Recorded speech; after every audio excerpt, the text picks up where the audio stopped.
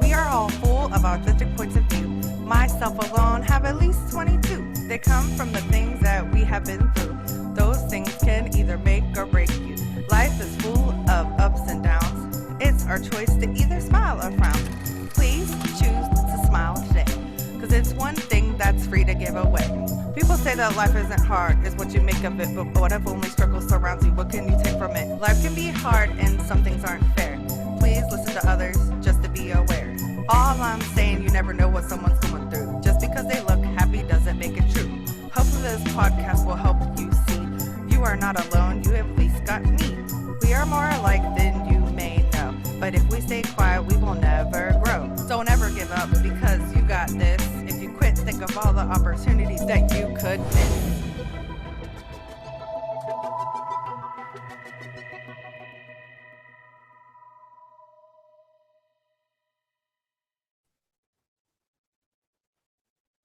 Hey everybody, and welcome to Authentic Points of View. I am Danielle Boer, your host, as always. Thank you for joining. Woo, I'm excited. So, I'm excited about today's guest. He is awesome. And we may have something in common, which, I like talking about what I have in common with people. I'm going to try not to mess up his name. Are we ready? Michael Landau. Close, I think. Thank you. Was a professional pianist and university professor for over 30 years. During the pandemic, Michael designed an online course of short daily mindful movement practices. So awesome. Welcome, Michael, to the show. You can call me Michael. It's okay. I've been teaching in English in the last few years, and everybody calls me Michael, so... But your version is so much prettier. So pretty. Michael, the Hebrew version. The Hebrew version sounds beautiful. So, speaking of Hebrew versions, so how was your life growing up in Tel Aviv when you were little?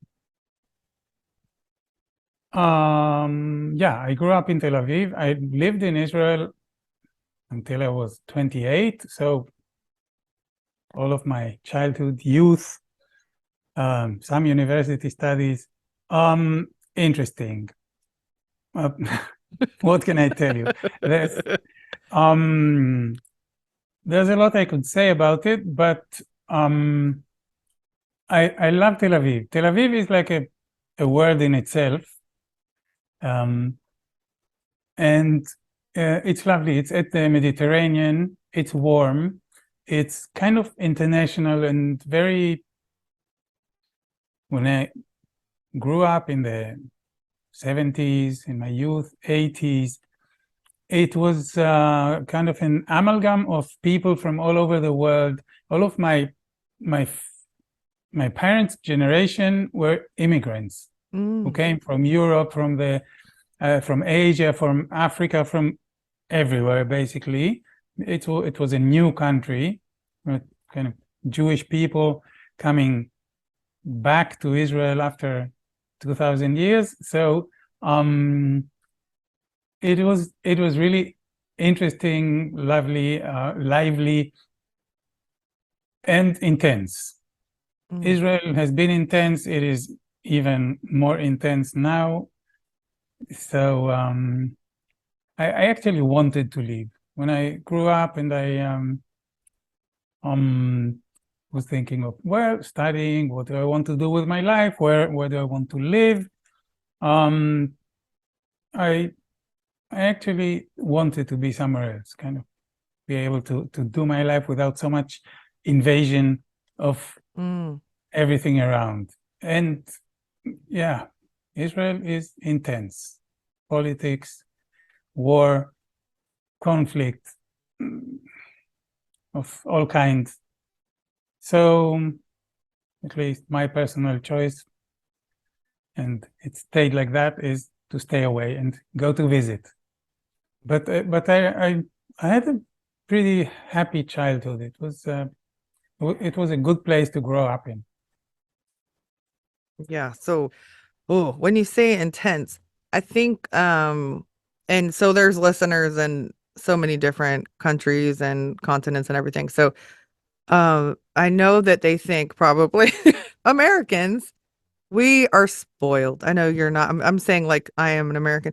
So we don't, sometimes we have like a fixed mindset, which is something that I'm, working on with doing a growth mindset and all these things that I'm working on. I'm becoming a life coach and all this stuff.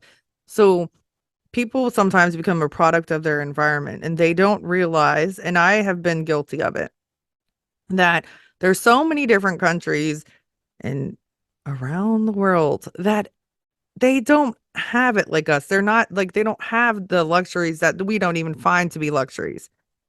They don't have sometimes water or, you know, electricity or something. I'm not saying that's the same thing with yours, but I'm saying like we don't understand sometimes. We like, not that we don't care. I don't want to say, because I definitely do care, but I was like kind of oblivious of stuff. And I'm just gonna say really quick. So I talked about it once. I have a doctor I work with. I'm a nurse, and she's from Ukraine. And I'm trying not to cry. So I saw her the other day in the hallway. It was just her and I in the hallway. And I said, "How's your family?" And she starts crying and breaking down because of how difficult it is for them to live. And she said they have no water, no electricity, and her mother is sick. They have no, like, daylight is till 5:30, and then they're just stuck inside. It's being controlled right now, and I'm not going to get into that. And just, it's so sad. And she has no control. She tries to send them money and do things, but she can't go there. They can't come here. And it's heartbreaking. And she is such a kind person. She works and she smiles and she takes care of the patients, and you don't even know that she's really going through all this. And it kind of, like listening to her, I'm like, "Oh my gosh, like I wish I could do more," like, and she wishes she could do more. I mean, what can she do? And it's just like the small things that sometimes have bothered me in life, or not saying, I haven't had real issues. I really have. That's why I want to be a life coach. But I mean, so many people are going through things that we would not fathom, that we're just like, how did you live through that? My friend is from Nigeria. She used to say that they were beaten with all kinds of stuff, and she lived in a boarding school for 5 years and never saw her parents. And we were like, from the age of 5 to 10, never saw her parents. And we were like, what? But that was her normal. Right. And so, like you say, intense. So something intense for you might be like, we just couldn't handle it. Or something like intense for us could be, for you, would be like, that's nothing. Right. Because you've been through a lot more. So thank you for sharing that, because, and I'm sorry I'm crying. I'm such a wimp, but it's just, we have to think about more than just what we're going through in our little bubbles. We have to really be kind and just know that life is just not simple for everybody. It's not simple for anybody really, but it could be a lot harder. So anyway, sorry I went off on a tangent, but whew, but yeah, when you said intense, I'm thinking about what she told me. I'm just like, that's extremely intense. Yeah, there are levels and levels of Yeah, intensity. right. I grew up I don't have that kind of intense. No, but it's I grew up still, in a protected environment, protected family, nice school, kind of a regular life. We never had any kind of scarcity. The intensity for me at least was in the broader environment, of course, yeah. the political atmosphere. So I was never in a war zone. I never took part in a battle. So there are grades. It can get a lot intenser. I know that. Yeah, I'm but that pretty doesn't take grateful away. for Yes. my my personal fate. Yes. But yeah, so no, I wasn't diminishing like or saying that yours is bad, but it's just the point of just being like open-minded and knowing that, people have lived through things that are not the same, or people in the inner cities here. It's rough like there too. So, um, okay. Now, it's really exciting because I love musical instruments. So, what age did you start learning how to play the piano? I started taking classes at 7. Hmm. I was 7. I took classes until I was 17. So during all my childhood, I was pretty lazy at the piano. I didn't like practicing. I was a fast reader, Hmm. so I had the gift of being able to read pretty quickly, read sheet music. So I could kind of do the thing and advance and play more complex things.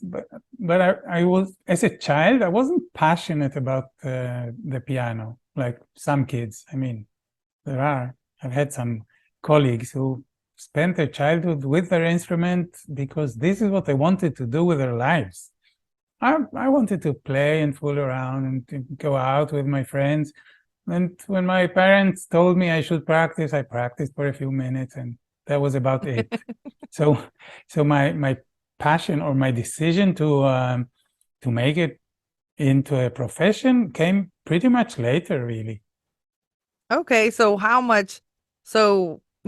until you were 17, and then how much later did you go and study it in Vienna, right? Is that where you studied? So how many years was that gap? So pretty much later. I lived in Tel Aviv during my 20s. I went to the university and did something like a college. This was a general humanities and English literature. I didn't know what I wanted to do with my life, so I just went to the university to see what's up.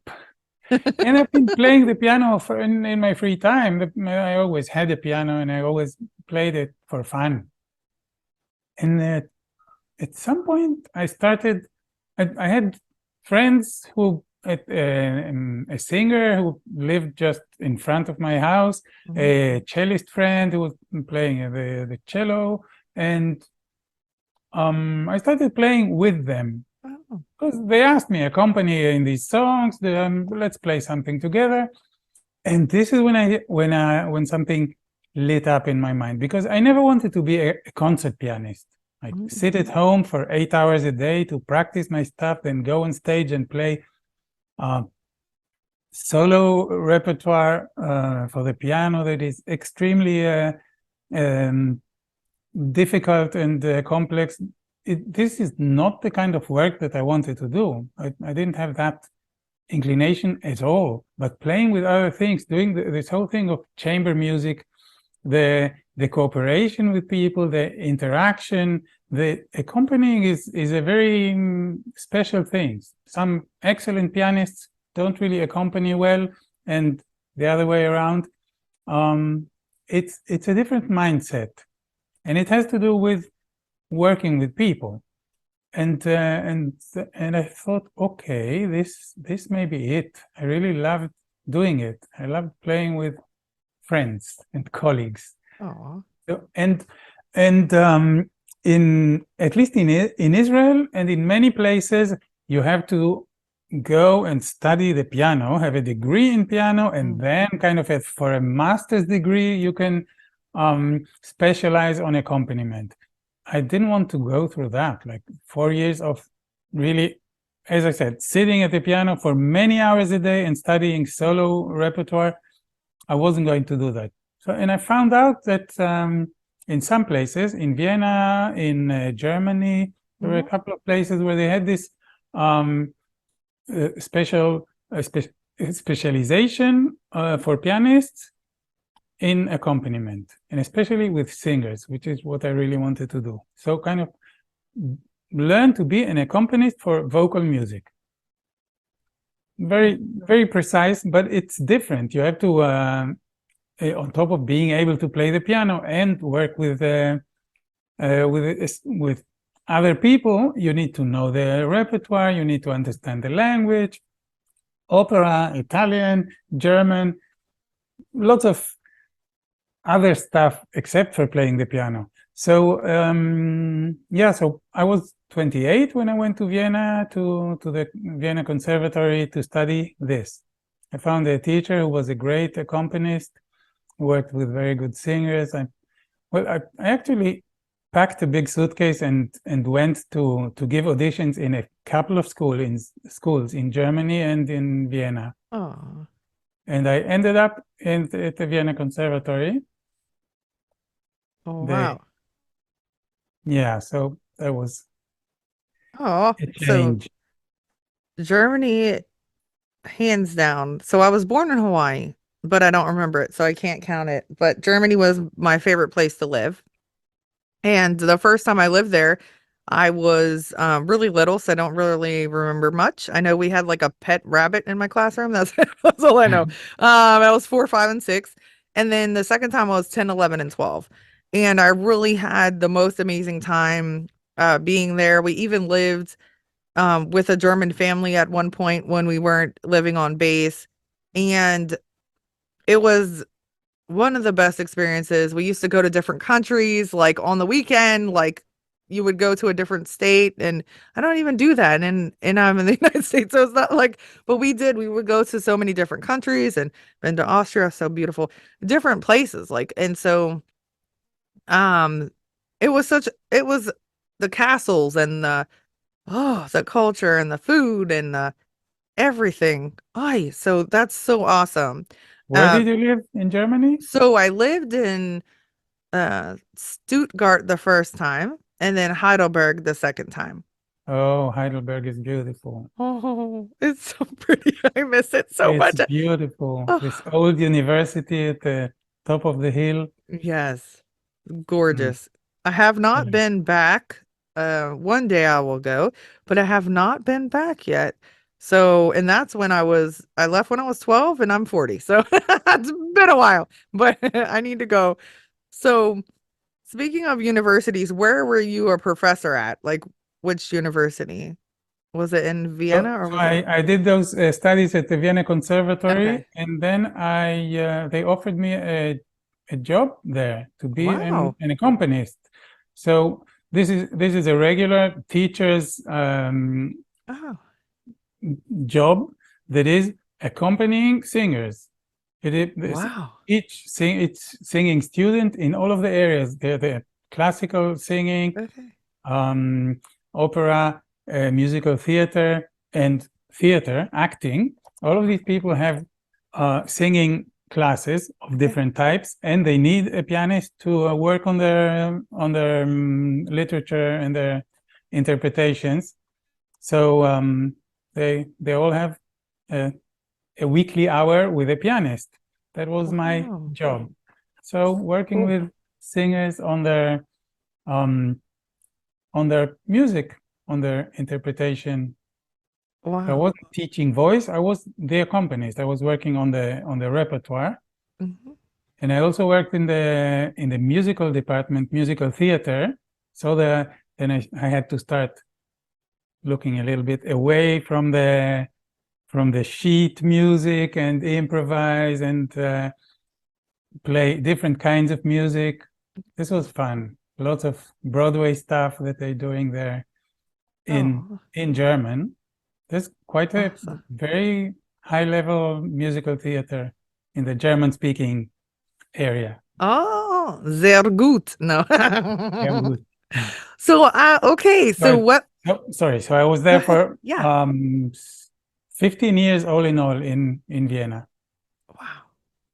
That Yeah, is so cool. and then I met my Chilean wife and came to live in Chile, and I worked here in Valparaiso at the university, Awesome. the music institute. Wow. How cool. So how was the adjustment to go from speaking German probably all the time or being in Vienna to going to Chile. So how was the adjustment? Weather-wise too is different. Um, yeah, yeah. Actually, it doesn't get as cold here as in Vienna, but I was never so cold in my life because Chile is somehow built for the heat, and Mm. it gets cold in winter. I mean, it gets about 0 Celsius, so freezing Oh, point. oh. So in Vienna, it could be -15 outside. Well, you don't use Celsius, but it is really cold. Yeah, that is But very cool. but indoors, it's warm everywhere. So when you go out, you get dressed and you cover yourself with clothes, and it was fun going out.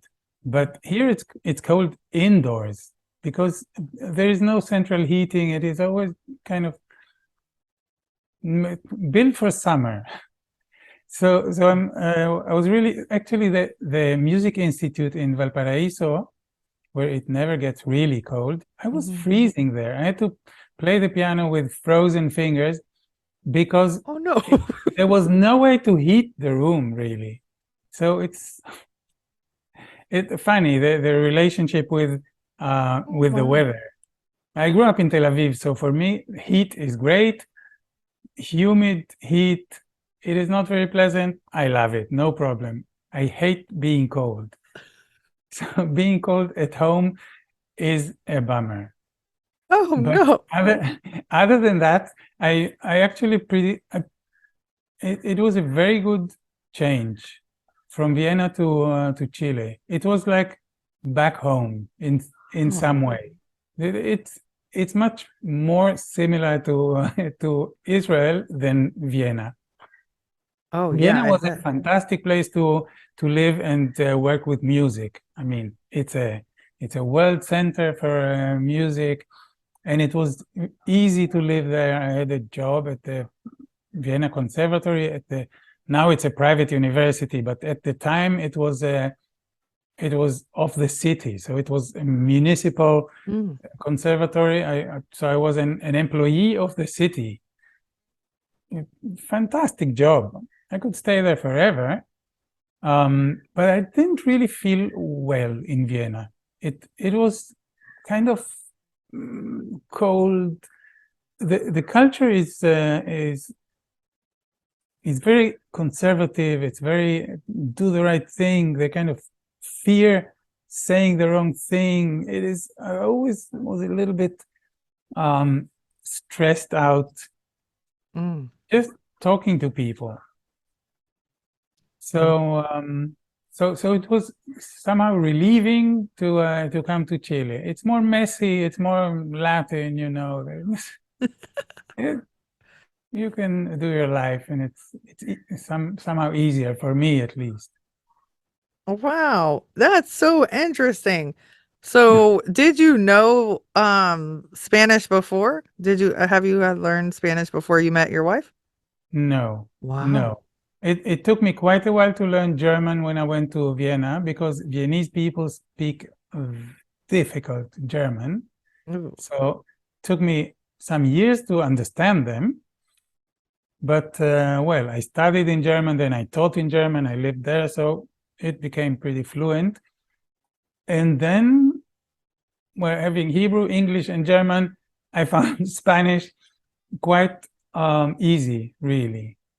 And my wife speaks English, so we started our relationship Wonderful. in English. And being here, and she had a small daughter, a 3-year-old daughter, when I came Oh. here, so I had to communicate, and she was speaking like a parrot constantly in Spanish. I had to learn it. So Oh. lots of practice, and it wasn't as difficult. Wow. So yeah, so German is a very hard language to learn. So is Mandarin, Japanese, those, and English, one of the hardest. And my daughter, for some odd reason, is learning Russian and she's 9. She chose Russian. I don't know why. I'm like, what about German? And she's like, no, Russian. What about Spanish? Lots of people speak Spanish here, and nope, Russian. I'm like, okay. My grandmother was French Canadian and spoke French. How about French? No. I'm like, okay, whatever. So I don't know Russian. how. All I knew is that she was pronouncing the word no wrong in Russian. And that's the only thing I know. And she kept saying it like, I guess it's spelled H-E-T, but they say it like yet. I don't know how to say it, but it's something like that. Yeah. But yeah, but she was saying it like, I don't know what she was saying. And I was like, that's wrong, girl. And she's like, no, because she's been to level whatever. I'm like, I don't care. I know one thing, and that is it. And that is not right.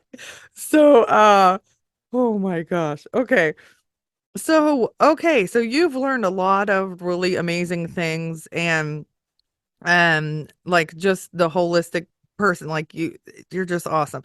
And so can you explain what uh Feldenkrais method is and what all did the training entail? Like how long was your training to learn it? So the Feldenkrais method was invented, developed by a scientist and judo master from the Ukraine, actually, who went to Israel when he was 14. So he was basically an Israeli. And it works with movement, conscious movement. It develops explorations of movement in order to learn. It's kind of a learning process in which you learn how to learn. So the best way to describe it is that it somehow imitates in an adult way the way small children learn, very holistically, very through the body, through the self-perception and through movement, in movement. You look at babies, how they start developing the ability to move around, to have agency, to have voluntary movement. I mean, we're born without any voluntary movement. We cannot do anything. Just a few survival instincts. So the learning process is very holistic. I mean, you can see how the nervous system develops, but you can follow the steps of learning through movement. And this is what we do in Feldenkrais. It is difficult to talk about it kind of out of the blue because it is so many things. So what it looks like, this would be the easiest description. Okay. There are two modalities. The group modality that looks like a movement class. So the teacher gives instructions and you mostly lie on the floor, sometimes sit, sometimes in standing, but it is very often on the floor with very little effort. So you really lower the muscle tone, which means that you are much more sensitive to detail. When there's more effort, I mean, when you're lifting a piano, you don't sense small details. When you lie on the floor and you don't have to deal with gravity, you can really do small things, become very subtle, and perceive small differences. And we use that because this is the material for learning. And then we explore movement in everything that you can imagine and many things that you cannot imagine. I mean, the material for exploration is infinite because we can do so much. And so this is the group class. It is kind of an exploration that has some steps, some variations, builds up to something that makes sense. And you get information out of it. So it's not about reaching some end position or developing a specific skill during the class. It's more about enriching your nervous system. And it goes into very basic things, like how you turn, how you hold yourself up, how you deal with gravity, balance, eye movement, neck movement, breathing. So the thing that we can call foundational movements that are in everything we do. So when you improve those things, you improve everything, anything you do. And it was very revolutionary for my piano playing, for example. Although when I was taking the training, I had already finished my studies in Vienna. I wasn't taking any piano lessons, and during the training, my piano playing changed radically. So it is really a very fundamental learning process. And then there's the individual modality that does the same hands-on. So you work individually with a person with your hands, kind of connecting and communicating with their nervous system. It is very precise, it is very subtle, and it's very beautiful. And the applications of the method can be therapeutic and can be for top performance, can make you more flexible and just feel better in whatever it is that you are doing, and it can really help you do better pretty much anything. So Wow. that's the method. And I took the training right after finishing my my training in Vienna. So I've been a Feldenkrais practitioner for 27 years, something like that, long time, and it's always been there, accompanying me. As I was working as a professional musician, it was kind of in second plane. It allowed me to survive and thrive as a pianist, because many hours at the piano, many people damage themselves and just get hurt by this kind of work. So I survived it pretty well. And then about 3 years ago, I decided to quit the university. I've had enough. It was just before the pandemic, so right on time, because classes stopped. I couldn't have done my work if I was there. So it was a good timing, and I decided to dedicate myself to Feldenkrais, and that's what I've been doing in the last years.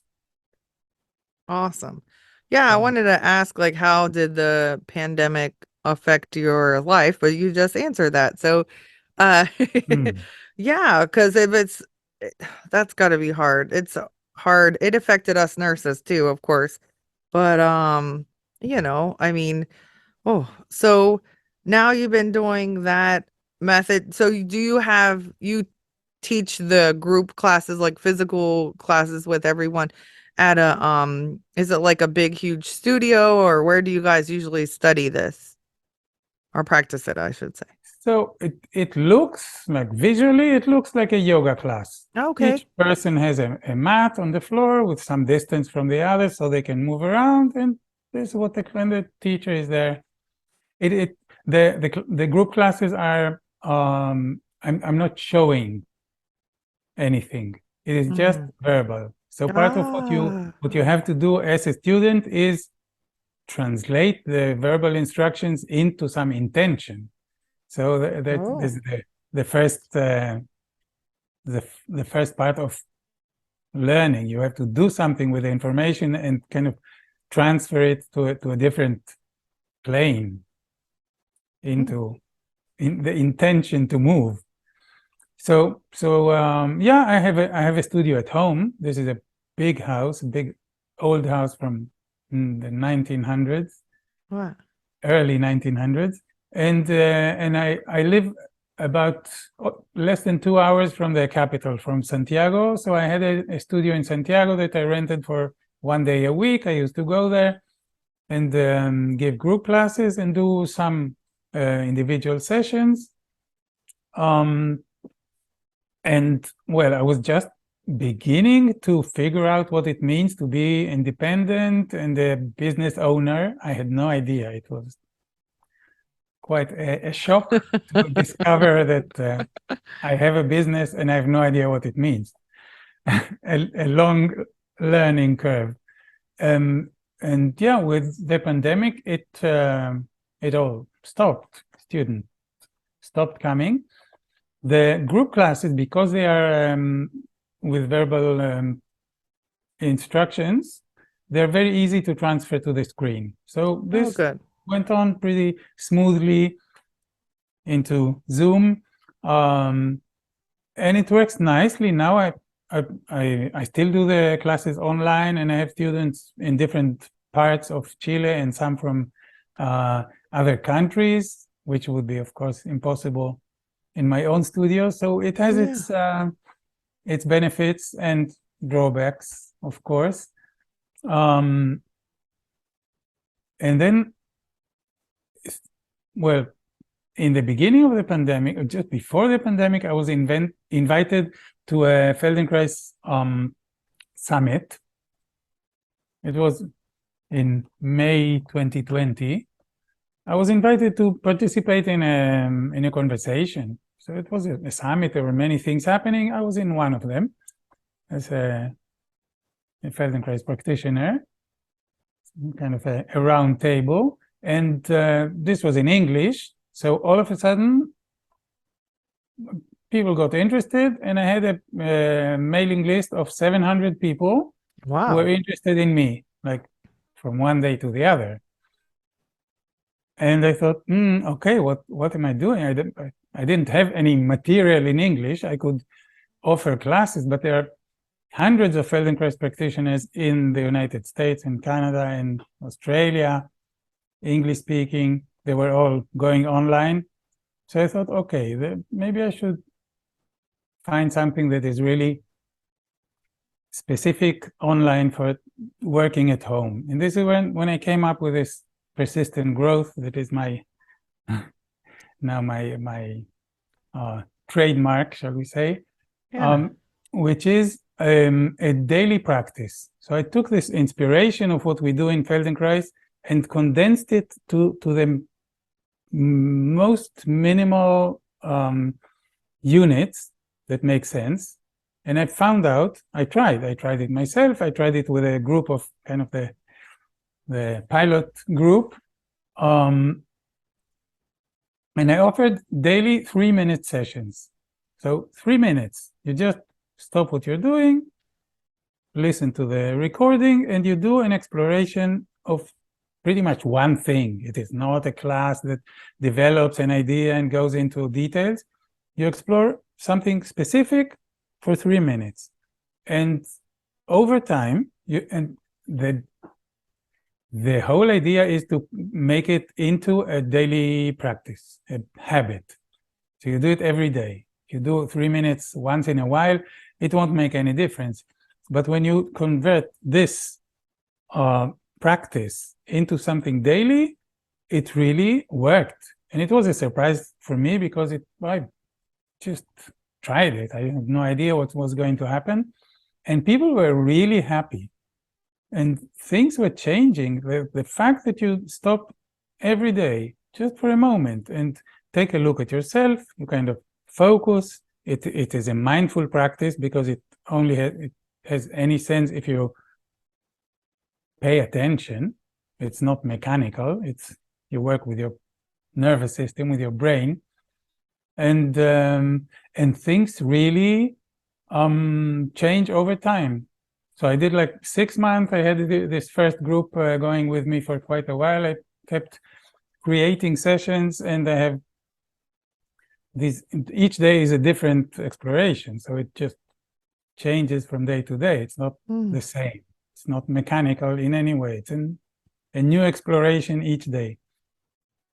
And now I did 6 months. I redesigned it. I put it in a different host. It is now pretty well organized and looks well and works. The automation. I mean, people can be in a course and get a daily mail with a daily link and a daily video.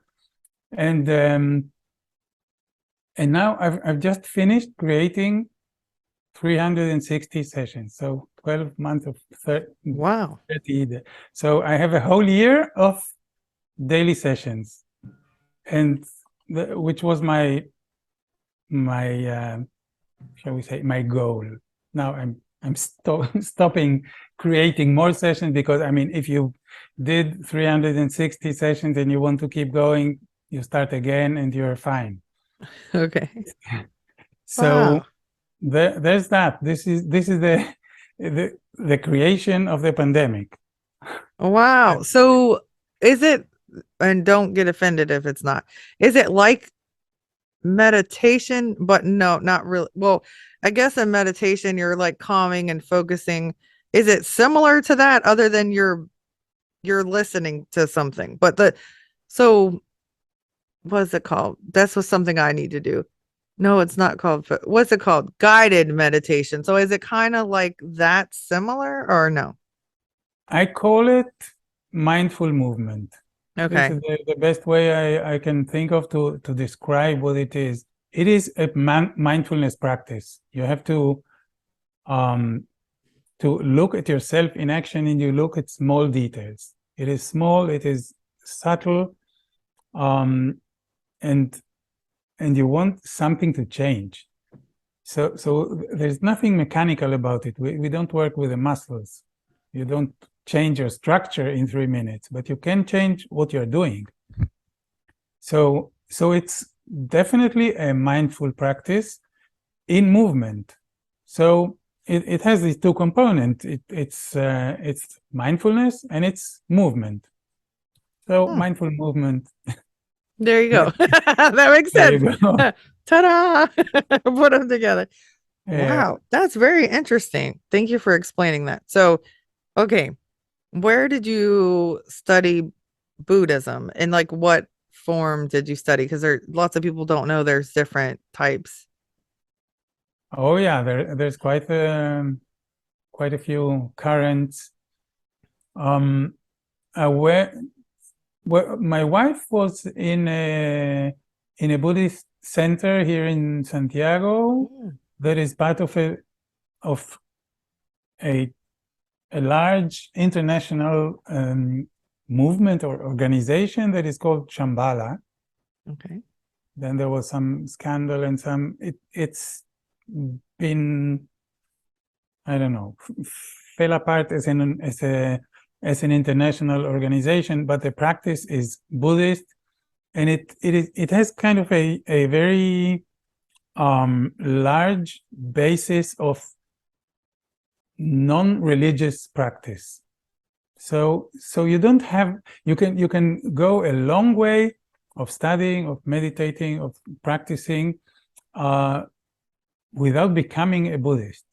And then if you finish this sequence of schools, there are kind of levels and different teachings that have a sequence. It's very, very well built. It's been developed by a Tibetan Buddhist master, Trungpa Rinpoche, fled Tibet with the occupation, went to India, went to England, went to the States, and it actually started this Shambhala movement in the United States somewhere. And there are still quite a few big centers. So Shambhala was I joined the center. I took some levels. I did learn to meditate and did this. And it's part of the Vajrayana current. So I'm not an expert on Buddhist, the structure of Buddhism in the world, but it was a good practice. And I went through this whole non-religious sequence of courses. It ends up with a thing called the Warriors Assembly, which is, it has a very strong social focus, like the thing of Bodhisattva. I don't know if that means anything to you, like the Buddhist warriors who who go out to the world to make it a better place. So they have this monastic practice, but there's a strong push to go out to the world. Awesome. Not So, just stay in your monastery. oh, Yeah, nice. so I did that. I never became like really went into the religious part of Buddhism, but the meditation practice is still part of my life, and Yeah. Wow. makes a lot of sense. Yeah, I think so. My oldest son, his family, uh, are Buddhist, and so I lived with them as a teenager before my son was born, and so they actually are. I might be saying it wrong. It's SGI, so it's like Sogokai something. And theirs is where they chant to a scroll, like Tina Turner. Have you heard of Tina Turner? She's Buddhist, so she was, yeah, that kind. So No. they chant. So it's like meditating, but they chant. It's a long, oh, it's so long, but a lot of it is repetitive. So it's like Nam Myoho Renge Kyo, like that, and then they da da da da da. Okay, so there's also levels. So I actually took the entry level and I scored higher than all the children that were raised in it. But that's because they didn't take it seriously and I did. I was like studying and like taking it serious, and to them it was like something they were had to do, you know. They're like, "Well, we always have done this. It's not a big deal." But I thought it was like I was like, "I'm gonna do well." So anyway, so yeah, so that's really cool. And a lot of it, you're right, is about, and I never understood the religion part of it either, but it was just the fact of like the meditating and the calmness and the helping people, like you said, like um good energy and things like that. That's really important. Giving off good energy, taking the energy from people that's only good, like not, so it's really good. I don't know everything about it. So, and it's been a long time because again, I'm 40 and I was 17. So a long time ago. So Okay. what is the anagram? And is that how you say it? Or how? Enneagram is Anagram. um It's a test, right? Is that right? Or well, no, the Enneagram is actually a what is kind it? of a figure with Oh, 9 points, and okay. they're connected with strange lines. And it Oh, comes from very ancient traditions, kind of as a secret teaching, spiritual things that I don't know anything about. And it was brought to the West by Gurdjieff, who was this the spiritual teacher from the southern part of the ex-Soviet Union. oh, I don't know. Gurdjieff was this big spiritual teacher.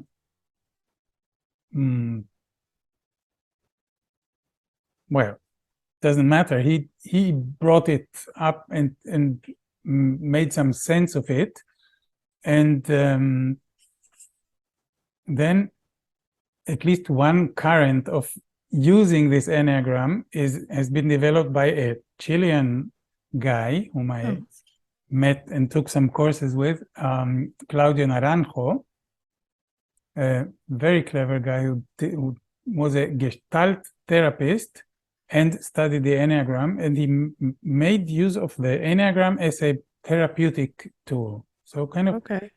learn yourself, understand yourself, and the 9 points are 9 types of personality.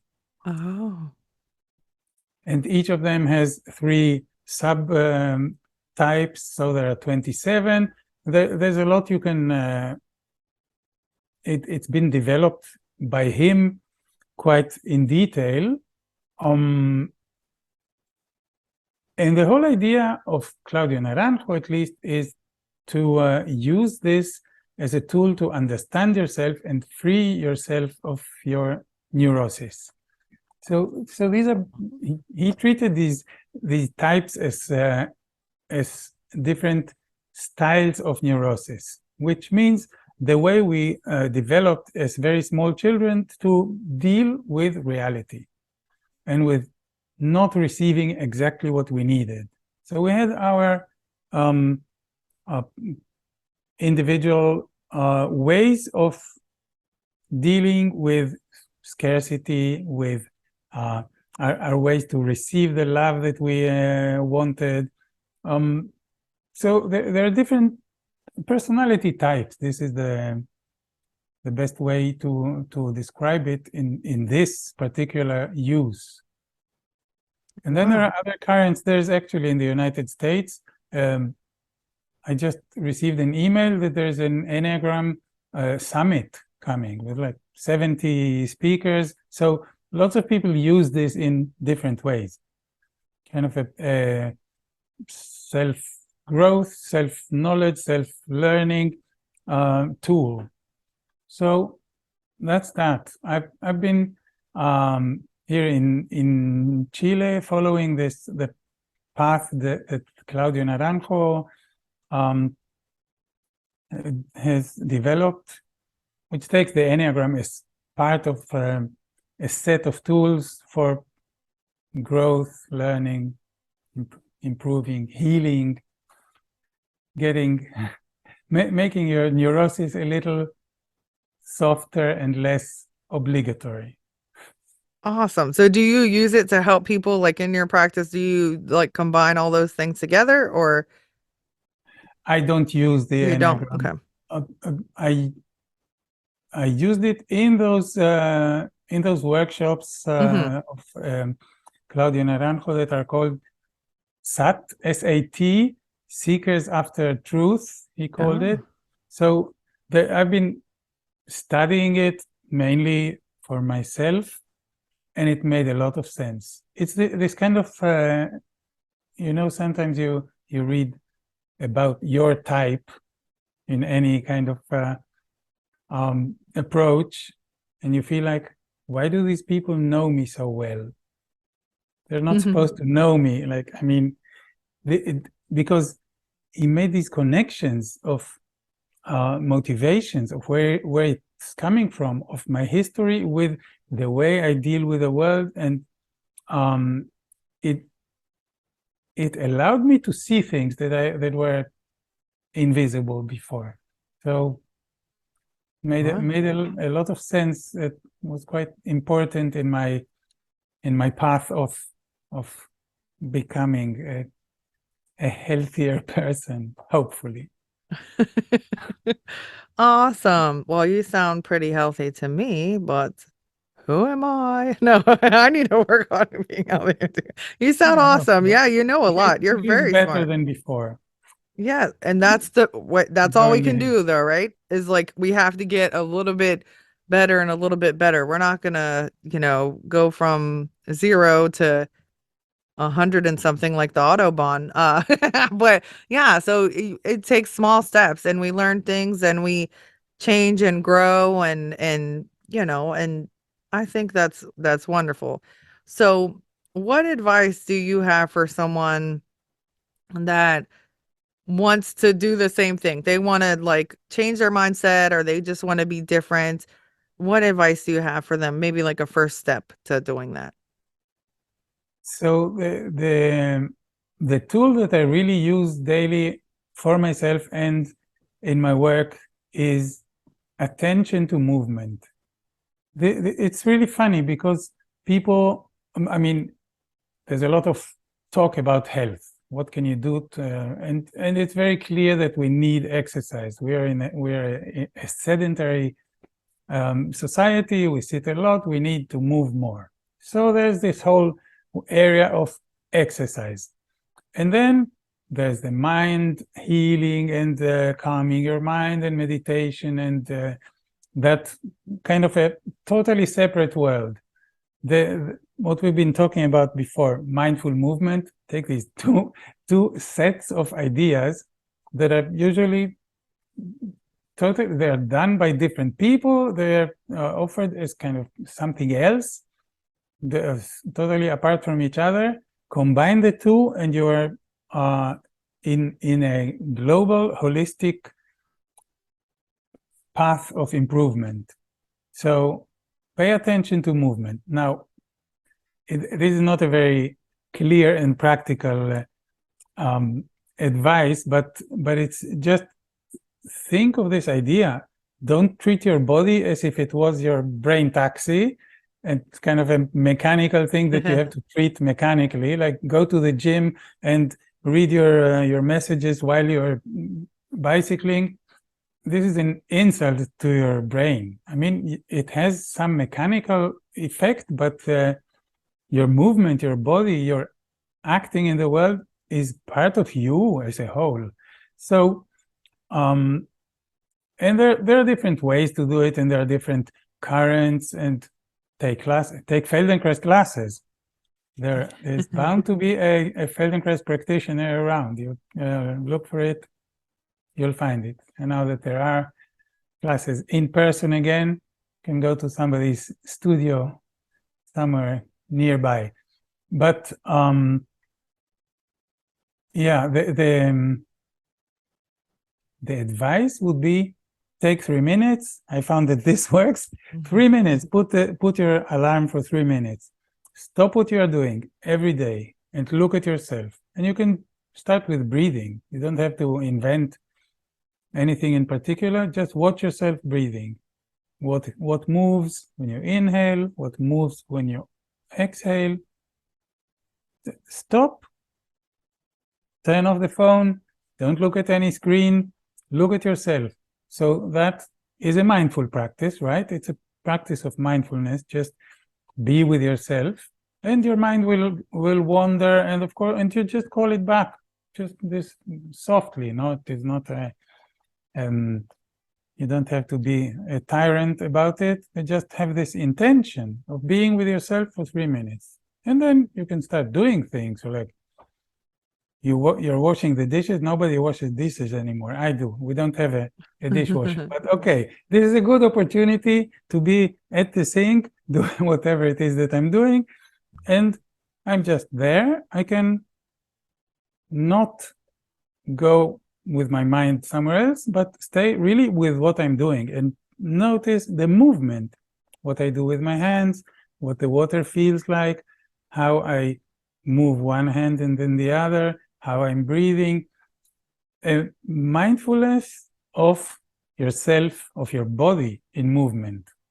That's it's a wonderful practice, and it really makes a difference because you notice things. You notice that you're clenching your teeth. You notice that you're not breathing. You notice that your shoulders are up, and you could decide to relax them if you notice. So this would be kind of a first approach. And if you make this into a daily habit, on top of having more awareness of yourself, you train your focus, you train your awareness. It's a skill that gets better when you use it. So it's a practice. Wow, that's so cool. Do you think it helps with memory also, or just focus? I'm asking selfishly because I need to improve my memory. I think any mindful practice is helpful to the health of your brain. Makes sense. There are studies about it. I mean, I cannot. I don't have numbers. I don't have statistics. But from what I hear and understand and read, it makes a difference. You want to use your brain. You want to challenge your brain, and you want to practice focus, and it makes your brain healthier. Awesome. It does make a difference.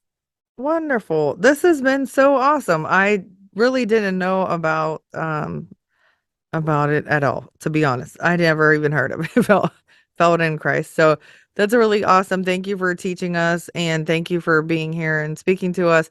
So where can we find you? Like, what is if somebody does want to do your sessions with you or sign up for your 3-minute things or all that stuff, where can they find you, please? So I have a membership. This is a Yeah. membership because it's a daily practice Yeah. that is called Persistent Growth.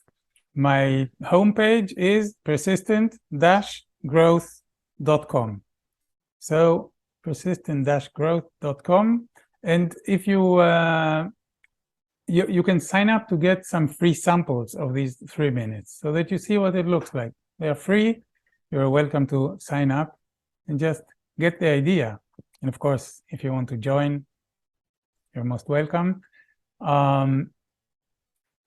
Yeah, this is the best place. And there's also a contact information there. So my email is on my homepage. Awesome.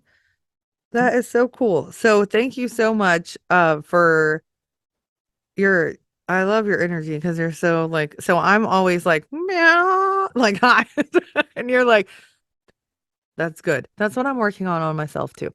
It's really funny because like at work when if there's a code most of the time, I'm not gonna say every single time. Sometimes I get a little bit at the beginning of one, I get a little bit like boom, you gotta hurry up and get where you need to be or grab crash cart, whatever. But sometimes like people have been so surprised. I remember it was years ago, but I was actually facilitating the code, but not on purpose. The house supervisor, which is like the nurse that runs the whole hospital and kind of like oversees things, she had to go to the ER or run something there. And so she left and I happened to just be there. And so I took over. And it was just a unconscious, I just did it, right? I just like went into the mode. And so um I was like, okay, Epi, you have 30 seconds to Epi. Da da da da da. This has been going this long. Blah blah blah blah. And I had never done it before in my life. I never ran one before. I was getting bossed around. Usually, like, okay, Danielle, you're on compressions or you're on this or whatever. And I was comfortable doing that. I'm okay with that. But in this instance, it became I don't know. It was weird. It was just naturally, I just did it. And so I was so calm. And so afterwards, you like debrief. That's what we're supposed to do. No matter the outcome, if the person lives or the person passes away, you debrief. And so we did. And they were so surprised how calm I was. And I was like, what do you mean? Like I didn't even realize it was like not that I was an outer body, but just like I was just doing the motions like we wanted to save the person, right? So it wasn't about me, it was about saving the person. So yeah, they were like, "You're so calm." So, I can be calm. But it's good. You can become in the right moment. This That's is right. important. Absolutely. If somebody's life depends on it, yes. No, I can be calm also. But something really funny I just want to tell you. So I need to, and my boyfriend's been telling me this for 4 years. Okay. We've been together 4 years.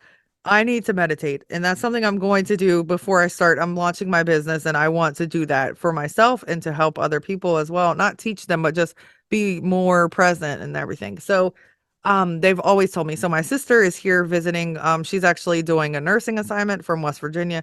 She's moved here from West Virginia to work in Atlanta to do her first travel assignment. So she does yoga and she meditates. My boyfriend meditates and he keeps telling me like, and they're very organized and chill and like structured different than me. And I'm very like, pew, pew, pew, pew. Okay. And that drives them bonkers, by the way. They're like, they do not know what to do with me sometimes. They're like, too much. And they're very introverted and like, and I'm not, I'm extroverted.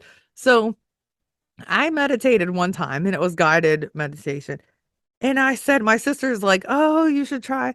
And I'm like, it made me feel weird. I was like, my head felt weird. I just like felt really weird. And she was like, Danielle, I bet you it's because you were calm for the first time. And you're like, and then, That's weird. yeah, and I said, that's not right. I don't, I didn't know what to do because not that it's okay or normal, but for me it is. Like there's so many thoughts going all the time, right? So to actually like nothing, that's different, right? It's not weird, but it's different. And it was good probably, but I just felt tingly. I felt weird. Like I felt like different, but that should not stop me because it will help me a lot. I know it will, but it's just something funny to tell you who seems very like, zen, and I'm like, oh, Yeah, that's so weird. you'd be surprised if you were hearing the noise in my head because it's Oh, there. But yeah, but we all do. yeah, meditation is really difficult, but it's not about putting your mind out. Okay. It's about noticing what's Ah, going through your mind and just not going with it automatically. It's it's a practice of awareness. So in that sense, you just stop and sit and notice this noise in your head. And I can tell you that when I did this first level of Shambhala, mhm. I couldn't believe the amount of junk that my mind produces in a second. I hated myself. Oh, It was a really strong experience of noticing for the first time the content yeah. of my mind. So that's what it's about. That's what meditation is. Just pay attention and notice. And then you have a choice if you follow a thought or you just let it go and you stay calm for a moment and another thought comes in. You don't get to put your mind in blank. Oh, well, no, that's helpful because um that's what I thought. I'm like, that's challenging because if it's always like, I guess a lot of us are in our head, right? That's what this is because it's just you think and like, okay, wait, I was supposed to do this, or did I do this, or like, what do I have to do tomorrow, and blah blah blah blah blah. And so you're right, being present in the moment and being aware is very important. And that's something I can say. My boyfriend is very aware of things. Like he also played sports. So he can see, like, I cannot. So, well, my hair is right here, but he can see his peripheral is like insanely backward. Like, I mean, he can see so many places because of football. So he had to focus, or they would call soccer, in Chile, but he would, not soccer, football, like not football, but like not soccer football. See what I'm saying? Like, what I'm saying? Like Yeah, American football. American football. Yeah, I didn't say that. Shh. I didn't say real football, but not the football Yeah, with the ball and you kick on their foot. I played soccer, football. And I played in Germany too. So but anyways, the point is like he has like I mean, it's just he's so aware, but he pays attention, and it's funny because a lot of people, and don't take this the wrong way, because I'm sure you're not like this because of your practice, but a lot of women complain about their husbands. They don't pay attention to anything. Something can be right in front of them and they don't even know. And it's funny because my ex-husband was like that, but my boyfriend now, he's not. He says, I don't pay attention to anything. He pays attention to so many details. Like he'll remember certain things that I've told him or names that I told him from years ago. And I'm like, how would you know that? And it's really amazing. Or like landmarks. Like we can go somewhere once and he'll know how to get back to it. And so that's also the practice, I'm sure, that helps him with meditation as well, which is amazing because why wouldn't you want to be more aware? Like it's so helpful. And it's a beautiful thing to know. And not that you like want to predict the future, but you can maybe prevent an accident if you're aware, stuff like that. Like you can just be you would be able to brake or maybe get out of the way or something like that, to where if we're not paying attention, which I'm also guilty of. In Atlanta, traffic is horrible. I don't know if you've ever heard of that, but I'm telling you right now, Atlanta area in Georgia, traffic really, really horrible. So you have to be mm, aware. Or there was an accident when I was coming home this morning, 3 cars, and there was another accident. I mean, there's so many accidents every day I drive to work and back from work. There's accidents. I don't think I've ever had a day where I didn't see an accident, which is sad. wow. And so we have to, like you said, we have to be aware. It could be weather stuff. It could be things in the road. It could be just people not paying attention. And also people stop. Like they'll be going 70, it goes from 70 to nothing. And I almost got in an accident the other day because of that. It's like you don't see their brake lights and it's like they're going and then nothing. And it's dangerous. And so yeah, so being aware can save your life. I mean, honestly, and so your practice is amazing. I thank you for sharing it with us, and I'm going to go on and check it out and see if but maybe I could do the membership because that would help me like to be like aware. And then I'm a nurse, so I help people.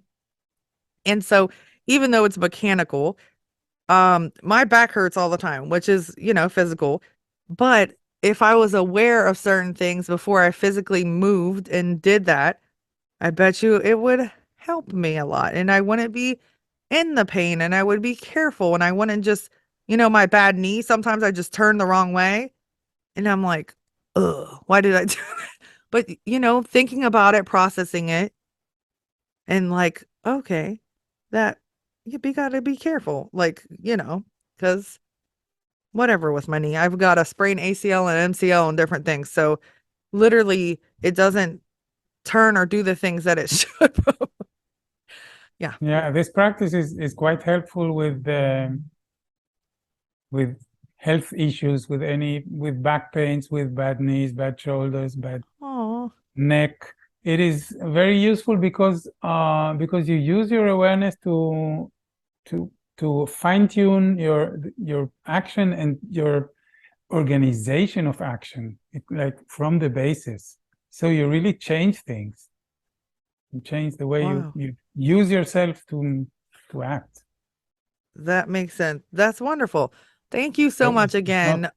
I yeah, really need to check it out because like I said, um it will help me in so many aspects of my life, even just like sitting in a chair and doing interviews or when I go start doing my public speaking or whatever, the different cultures and places and that it could be speaking to certain things are offensive or ways that you stand or folding of the arm, like that stuff is being aware also, right? Not just like being aware of course of your movement, but being aware of like how could it affect things or other people could be perceived, because I don't want to go to a different country and I'm offending them by something that they don't, what I'm saying, like they don't find acceptable, and maybe I don't have a understanding of it. So that's really cool. It's really like very deep and insightful, um, that I didn't understand because I didn't know. So I love learning new things